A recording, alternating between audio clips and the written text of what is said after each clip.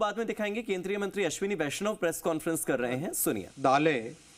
दालों के प्रोत्साहन के लिए भी जैसा आप जानते हैं कि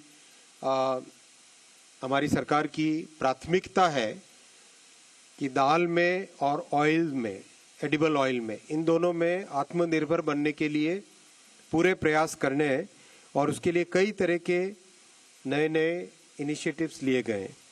उसमें एमएसपी एक बहुत इम्पॉर्टेंट रोल प्ले करता है। मूंग की एमएसपी डिसाइड हुई है 8,682 रुपीज़। तूर की एमएसपी है 7,550। ये पिछले एमएसपी से 550 रुपये ज़्यादा है। उड़द की हुई है 7,400 रुपीज़, जो कि पिछले एमएसपी से 450 रुपये ज़्यादा है। आप देखेंगे करीब करीब हर एक फसल में एमएसपी पहले के कंपैरिजन में सिग्निफिकेंटली ज़्यादा है। इसी तरह से ऑयल सीड्स में सबसे पहले सीसमम यानी तिल 9,267 रुपीज़, ये पिछले एमएसपी से 632 रुपये ज़्यादा है, 632 रुपीज़ ज़्यादा है। ग्राउंडनट मूंगफली का तेल 6,783 6,783।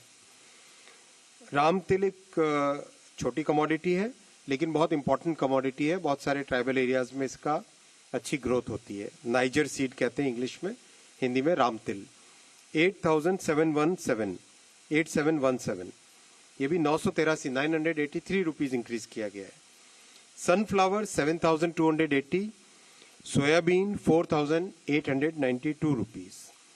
तो हर एक में सिग्निफिकेंट इंक्रीज किया गया है। और आप जानते हैं कि नेफेड की एक बहुत अच्छी ऐप बनी है जिसमें कोई भी दलहन यानी दाल या तिलहन यानी ऑयल सीड और मक्का यानी मेज, इसकी खरीदी सुनिश्चित करने के लिए नेफेड की बहुत अच्छी ऐप है। इस ऐप से किसानों के लिए अपने प्रोड्यूस को बेचना बहुत आसान हो जाता है। साथ ही साथ एक बहुत बड़ा इनिशिएटिव चल रहा है 2 लाख गोडाउन बनाने का। 2 लाख गोडाउन बनाने का देश भर में काम चल रहा है। देखिए, प्रधानमंत्री श्री नरेंद्र मोदी जी की तीसरी टर्म बहुत ही महत्वपूर्ण फैसलों वाली टर्म है। पहली 2 टर्म्स में बहुत अच्छा एक बेस बना है इकोनॉमी का, किसानों के वेलफेयर का।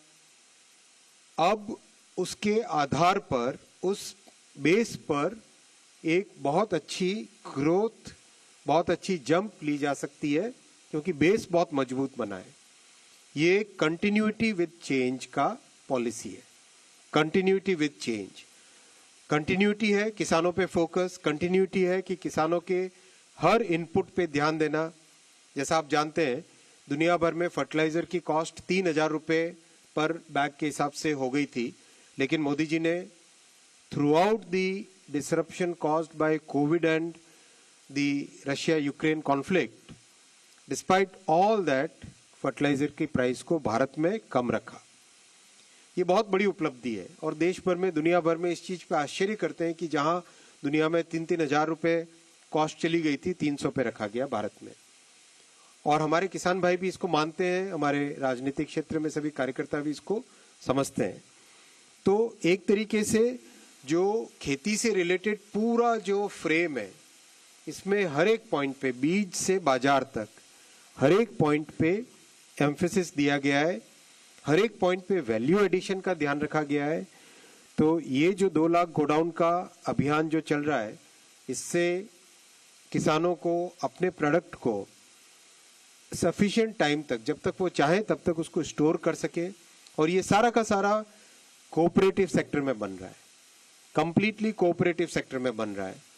जो प्राइमरी एग्रीकल्चर कोऑपरेटिव सोसाइटीज होती है, जो कि एकदम